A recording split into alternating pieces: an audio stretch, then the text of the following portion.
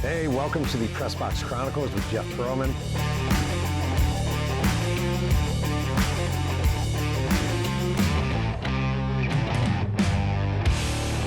Hey, welcome to the Press Box Chronicles with Jeff Pearlman, the show where a cranky middleweight sports writer, that is me, who's seen it all, takes you behind the scenes and into the stories.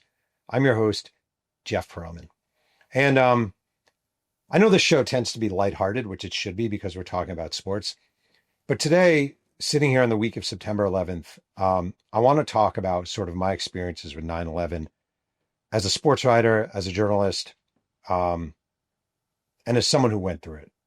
And back in 2001, on September 11th, in September, I was living in New York City. My soon-to-be wife and I lived near Union Square on 15th and 3rd. And I actually feel like a lot of people who either weren't around for it or are too young for it, it's hard to fully understand what it was like to be a New Yorker on 9/11 and around that time period. I've had relatives die. I lost my father. I've lost my grandparents. I've had friends die. Nothing is worse than 9/11. I'm not saying that for any sort of affect for the camera. Like nothing has ever been worse than 9/11. And to go through it is to be haunted by it. And I think there are varying degrees of that. I know for people like my wife and friends, every September 11th feels like you just want to get to September 12th as quick as possible. For others, you almost feel the need to talk about it and feel it out again and express yourselves and make sure people don't forget.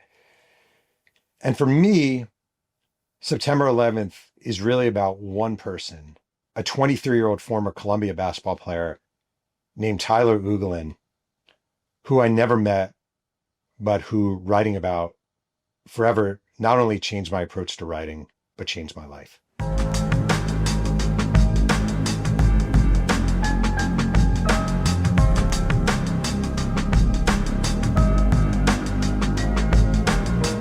So at the time I was working for Sports Illustrated, and a couple of days after the terrorist attacks of September 11th, anyone who worked for the magazine got an email from Bill Colson, the editor of the magazine, saying, we are going to do an issue this week. We want it to relate to 9/11. If anyone has any ideas, please pitch them to this editor and that editor. And I remember seeing that and being really pissed off, being like, this is bullshit. Like sports and 9/11 have nothing to do with each other. And I personally was processing 9/11 and what I'd seen. This is not an exaggeration. You could smell it in the air. I was probably a mile from ground zero. You could smell it, a metallic thing in the air. And I would walk from my apartment over to Union Square Park, and there would be vigils, and there would be people drawing in chalk pictures of the towers and angels, and there would be debates over Al Qaeda and what should we do and what should Bush do and and Osama bin Laden, everything, right? And I don't want to write a fucking article about sports after 9/11. I don't think any of my colleagues did either. And I was really upset. And then I also thought about just being me. And I'm trying to work my way up this magazine. And maybe there's a selfish element to it. So at the time, there were flyers all over the city. Flyers of the missing people from the World Trade Center. Have you seen? Do you know? Vernon Cherry, firefighter. Sheila Barnes worked on so-and-so floor. All these names. Have you seen? This person has a tattoo of a flag. This person has a mole on their wrist. If you've seen. And you're seeing these flyers nonstop. And you know deep down they're not going to be found. You know these people have died, but you're hoping and you're hoping. And in the process, I had a bunch of flyers because people would hand them out to you as you're walking through Union Square Park. And I had a bunch of flyers. And I started doing searches for the names. And there was one guy. I had his flyer. His name was Tyler Ugolyn, Ugolyn. And the flyer said he was 6'4", 195 pounds, brown hair, blue eyes, 23 years old, worked on the 93rd floor of Tower 1. And when I looked him up, it said he was a former basketball player at Columbia. And I thought, oh, that's interesting. And the flyer had a phone number for his parents, Diane and Victor Ugolyn, a 203 number. And he was from Ridgefield, Connecticut. I've called a lot of people in my life. Like I've made a lot of uncomfortable calls. I've had a lot of uncomfortable door knocks. Calling people 3 days after they lost their son and knowing what they're going through and knowing what they're thinking, at least thinking you know what they're going through, is probably the scariest call I ever made. But I dialed the number and a woman answered and I said, is there any way I could speak to either Diane or Victor? My name is Jeff Pearlman. I'm a writer for Sports Illustrated. And Victor Ugolyn gets on the phone and he's Tyler's dad. And I say, I hate making this call. I'm so sorry. I'm a writer for Sports Illustrated and we're doing an issue and I want to see if maybe I could write about your son. I know he played basketball at Columbia. And Victor Ugolyn said to me, yeah, I can't do it. I'm sorry. I'm not mad, but I can't do it. And he hung up. Okay. A couple minutes later, back in the day, there was a thing called Star 69 where you can call a number that just called you. And my phone rings in my apartment and it's the voice of Victor Ugolyn. And he says, is this Sports Illustrated? I go, no, but this is Jeff Pearlman. I'm the writer who just called you. And he said, what if can I just tell you about my son? Is that okay? Can I just tell you about my son? And I'm like, of course. And I would say for 40 minutes, he just talked to me about Tyler. He talked about this kid from Richfield High School, talked about this basketball star, talked about this good looking kid who loved his truck. He had a Typhoon black truck, a kid who was religious, a kid who was charitable, a kid who once went on a trip with a bunch of his friends and forgot to turn the water off in the bathroom of the hotel and it flooded the whole. And it was Victor Ugolyn crying and laughing. And in a lot of ways, it was everything I love about journalism and hate about journalism. The intrusiveness of journalism can be really ugly. But every now and then you talk to someone and just by talking to them, you give them something, maybe just an outlet. So we talk. And at the end of it, Victor says to me, all right, you can write about my son. And I've been taking notes. And I wrote this piece and it's called Picture This Perfect. And it includes a photo that you're looking at right now that the Ugolyn family sent me.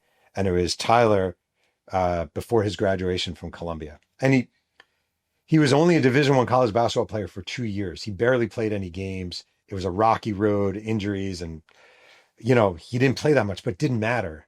It was his story. And there's this thing, I remember Victor saying this to me and it's how I ended my story. And I'll read it real quick. He said, I wrote 2 moments the father says will always stand out. In 1997, Victor and Tyler's mother, Diane, were at Columbia's Levin Gymnasium when Ty, the oldest of their 2 sons, entered his first collegiate game. He looked up at me in the stand, says Victor, and there was a kind of look that says, hey, Dad, I made it. Victor, choking on his words, pauses and continues.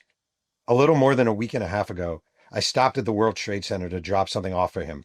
I gave him a hug, and I told him how proud I was of him. I said, I love you. He gave me that same $1 million look of his, one that said, I made it, Dad. I'm on Wall Street. And that was the end of the story. And when the article came out, I received a call from Victor and Diane thanking me and a lovely note thanking me. And in a way, I thought that would be the end of my relationship with Tyler Ugolyn, with the family. But in sort of a beautiful way life works, it was actually only the beginning.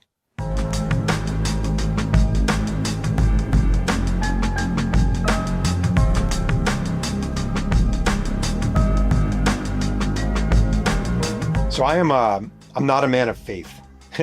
I wear a Jewish star because my heritage and what my family went through, but I'm not a man of faith.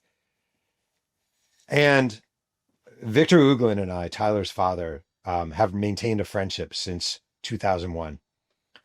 And every now and then Victor will text me and he'll say, I saw another dragonfly, or something happened with the number 34, his son's uniform number. And it keeps happening and it keeps happening and it keeps happening. And I've never met someone who makes me want to have faith more than Victor Ugolyn. And all I want is for him to be right. And I love that he finds this sort of, he sees 34 and he feels something. And he sees dragonflies and he feels like it's a sign from his son. And he's a spiritual man and a religious man and a really good man. And we've kept in touch for years. I spoke at an event honoring Tyler. Victor was on the board of the Basketball Hall of Fame. He invited me to an event. We maintained a really nice friendship. Him, his family, they're lovely. And I would say 10 years ago, I was in College Park, Pennsylvania, working on a Penn State story for Bleacher Report. And there was a coffee shop I meant to go to write. I love writing in coffee shops. And I go to this coffee shop and it's closed. And someone tells me, well, there's one other coffee shop down the street.